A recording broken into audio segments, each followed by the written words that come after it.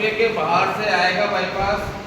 इस कस्बे की काफ़ी पहले की डिमांड थी कि कस्बे में हैबिटेशन एरिया है, यातायात का दबाव है, उसको कम करने के लिए सरकार का प्रयोजन है कि भाई बाईपास बनाया जाए। हैबिटेशन यानी कि ज़्यादा भीड़ भाड़ का इलाका हो जाता है ना, तो वहाँ पर बाईपास प्रस्तावित कर देती है सरकार, वो भी लोकल डिमांड पे। ठीक है, तो इसके लिए 5 गांव प्रस्तावित है और आपको कोई सुझाव देना है या कोई आपत्ति है तो 1 बाय 1 आप कुछ भी सवाल हमसे पूछ सकते हैं, हम आपके पास इसीलिए आए हैं। ठीक है, तो कोई भी सवाल हो, जैसे जनरली सवाल होता है कि मुआवजा कैसे मिलेगा, कब मिलेगा, ठीक है, रोड बनेगी तो मिट्टी कहाँ से ली जाएगी, जनरल सवाल हैं ये। तो ऐसे कोई सुझाव या आपत्ति है तो आप रिटर्न में भी दे सकते हैं, रिटर्न में दे तो बहुत बढ़िया है। ठीक है, वैसे तो नोट डाउन कर लूँगा आपका, लेकिन रिटर्न में दें तो बहुत बढ़िया रहेगा। और 1 बाय 1 करके बताएंगे, फादर्स नेम बताएंगे, गांव का नाम बताएंगे। एक बार ज़मीन जो ली जाती है वो एक बार ली जाती है, यानी कि फ्यूचर में आज ट्रैफिक कितना है, अगर नवलगढ़ से 100 गाड़ियाँ गुजरती है तो एक्सरसाइज एनालिसिस किया जाता है कि भाई आज से 10 साल बाद में इसकी ट्रैफिक की क्वांटिटी कितनी होगी। उस क्वांटिटी के हिसाब से आज के दर पे 30 मीटर का ROW रखा गया है एक्वायर का। हाँ, और 31 हेक्टेयर आपकी ज़मीन टोटल एक्वायर होगी 5 गाँवों में, 5 गाँव। किलोमीटर रहेगा लंबाई। एक तो क्या है कि 30 फीट के अलावा मिट्टी उठाते हैं ना, के अलावा वो ठेकेदार क्या होता है भाई वहाँ से ले निकालते हैं। हाँ, तो ये चीज़ें हैं, तो आप देखो ये चीज़ें आप रिटर्न में भी दे दोगे ना तो ज़्यादा अच्छा रहेगा। ये कागज जो है किया जाए कि जो नगर पालिका क्षेत्र है वो नजदीक है, तो यहाँ की जो DLC रेट है उसको भी बढ़ाया जाए, किसानों को मुआवजा इसका ज़्यादा दिया जाए। देखिए ये जो सब चीज़ें हैं वो सब सही है आपकी, लेकिन ये ऐसा नहीं है कि राजस्थान में केवल नवलगढ़ में ही आपका लैंड एक्वायर हो रहा है। ठीक है, ऑल ओवर राजस्थान में आप देखो कि रेलवे के काफ़ी काम चल रहे हैं, PWD के चल रहे हैं, NH के चल रहे हैं। तो जो रूल्स हैं भाई, हम रूल्स के अलावा नहीं जा सकते, रूल्स पे क्या लिखा हुआ है वही आपका फाइनल होगा। उसमें सर ठीक है, आप अपनी मांग है, आपकी मांग का हम जवाब देंगे। ठीक है, आगे सरकार को भेजेंगे। इसमें अदर का और यहाँ का फर्क ये है, यहाँ प्लांट आने की वजह से ज़मीनें बहुत महंगी हो गई, मार्केट रेट बाजार में बहुत ज़्यादा हो गई। ये फर्क आप बता रहे हो ना अदर जगह का, तो वो फर्क ज़मीनों की मार्केट में बहुत ज़्यादा हो गई। मंदिर माफी का जमीन देवस्थान जो भी है जमा मंडी में है वो उसी को जाएगा।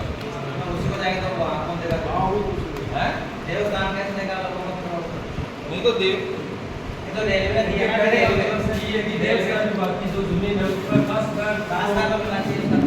नहीं तो मंदिर माफी की जमीन तो जमा मंदिर तो मंदिर माफी बोल रही है ना, बोल रही है, मगर जो रेलवे ने दिया ना वो सब उनको जो काबिज है तो कर सकते हैं, उसको तो दिया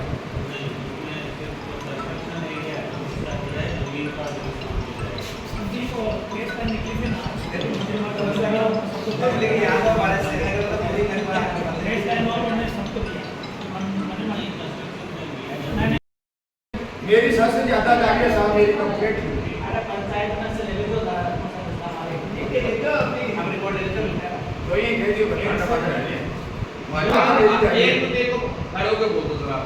जो सम्मिलित खाते हैं हाँ, उसमें आप जो मुआवजे का निर्धारण करोगे, वो जैसे खाते में 5 खातेदार है हाँ। और वो अगर जोत रहा है 1 खातेदार, तो 4 के नाम एडिशनल है, तो उसमें आदमी यदि अपनी कंसेंट दे देते हैं कि साहब इसी का खेत है और इसी को मुआवजा देंगे जाए तो उसको मिलेगा, वरना तो रिकॉर्ड ऑफ राइट्स में जिनके नाम है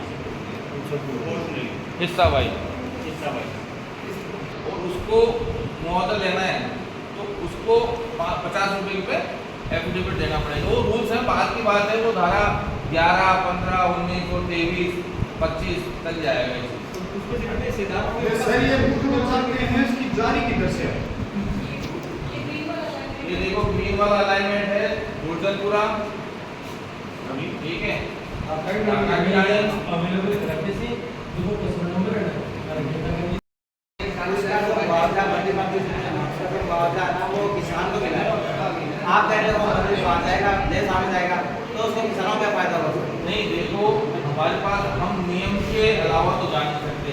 गैस पाइपलाइनों में कौन से नियम है जो 4 एकड़ करते हैं? है वो आपको भी देगा है? ये तो बात सही बात है। जब केंद्र सरकार का प्रोजेक्ट था गैस पाइपलाइन, उन्होंने दिया है सवाल ये बता दिया, इसमें कोई ऑब्जेक्शन नहीं आ सकता। तो इसमें पाइपलाइन एक 350 का नाम है तो 50 लीटर लीकेज करना पड़ेगा क्या? नहीं, वो अपनी कंसेंट देंगे, 50 से एक आदमी का करता है।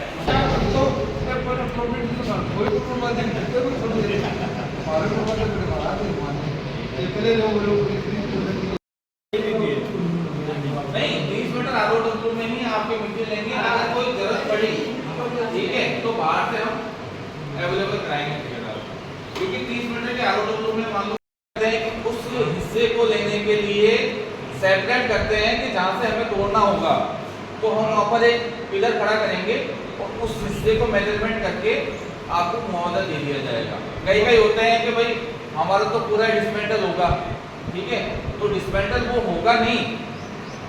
आजकल टेक्निक इतनी आ गई कि आपका जो एक एक इंच भी है ना वो बच जाएगा, तो मुआवजा उसी को वही मिलेगा जो डिस्मेंटल होगा।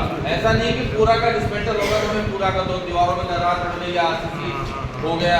तो आजकल क्या है कि जहाँ से जा रहा है तो हम पहले पिलर लगाएंगे और उसको हिस्से को ढहा देंगे, तो बाकी हिस्सा आपका सेपरेट रहेगा। ये सारा रेट, लेकिन ये है कि PSR रेट आपकी जो लागत है मकान की उससे ज़्यादा ही ये मिलेगी।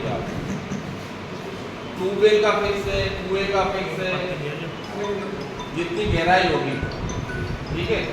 ये सर्वे बाद में होगा जब धारा 11 के प्रकाशन हो जाएगा, उसके बाद में लेनस का कार्यवाही होगी, 3 विजिट करेगी। मकानों का मुआवजा तो सबको नहीं जाएगा, तो किस में से डाल होंगे? नहीं नहीं, जो काबिज है काबिज उसमें तो कोई रिटर्न का नहीं, जो काबिज है उसी को दिया जाएगा। क्षेत्र में है तो आबादी पट्टा नहीं बना हुआ, गेहूं आबादी में है, या तो ऐसा होता है रजिस्ट्री होती है आपके पास, ठीक है, या फिर कोई पट्टा पंचायत से लिया नहीं, ठीक है, कब का लिया हुआ है, वो काबिज है, कब से है, लाइट का बिल है, वो सारी फॉर्मेलिटीज हैं। तो ऑथेंटिक मूल्यांकन जस्टिफाई करने के लिए काफ़ी होगा कि पहले तो भाई रजिस्ट्री है या नहीं है, कब का विक्रय पत्र है, स्टाम्प है, वो जो भी है, गेहूं आबादी में कब से ले रहा है, सारी जांच पड़ताल होती है। ऐसा नहीं कि एक ही एंड पे आपको वैलिड मान के आपको पैसा दे दिया जाए। उसके बाद में फिर टाइम लेंगे, फाइनल रिपोर्ट अप्रूवल कराएंगे। जो कंसर्न एजेंसी है PWD, वो कंसर्न सरकार यानी कि deputy chief minister Priya Kumari ji approve करेगी। उसके बाद में धारा 11 का प्रकाशन होगा। हाँ एक जगह 8-10 बीघा की, हाँ उसमें से आप नहीं कर सकते, न्याय का उसमें आ रहा है। आप उस कचरे में ये चाहते हैं कि हमारा जो घर बना हो उसके पीछे की जो साइड है हमारी, उसमें जगह है ये काफ़ी सफिशिएंट जगह, अब वो इस साइड से जाती है तो उसकी रोड में वो निकाल होती है, उसके लिए आपके पास में क्या करना है? देखो, कोई भी अलाइनमेंट जो भी है ना, वो हमारे स्तर पे अप्रूव नहीं होता अलाइनमेंट, वो सीधा मिनिस्टर या सरकार से अप्रूव करके आता है। रोड जो है वो जिग-जैग तो बन नहीं सकती। एक स्पीड जो है आपकी कम से कम 100 की 110 की होनी चाहिए स्पीड। जो ट्रेन आ रहे हैं ना, अगर कल को मान लो सरकार अगर जिग-जैग बनाने लग गई, कर दे दिया एसएच पे, तो एक्सीडेंट पॉइंट तो ज़्यादा है ना।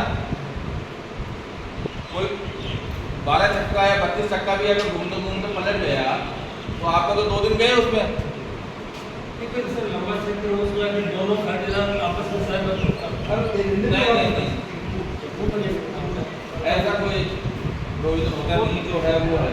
सर किसी खाते में से कचरे में से जा रही रोड और उसमें एक साइड में मान लो 10-15 फीट बच रही है, 10 फीट 15 फीट 8 फीट बच रही है, दोनों फीट काम के नहीं उसके नुकसान बनाओ ना, ऐसे है ना वो तो 10 फीट में 8 फीट 5 फीट बच रही है, फाइनल होगी इसका कोई सलाह था।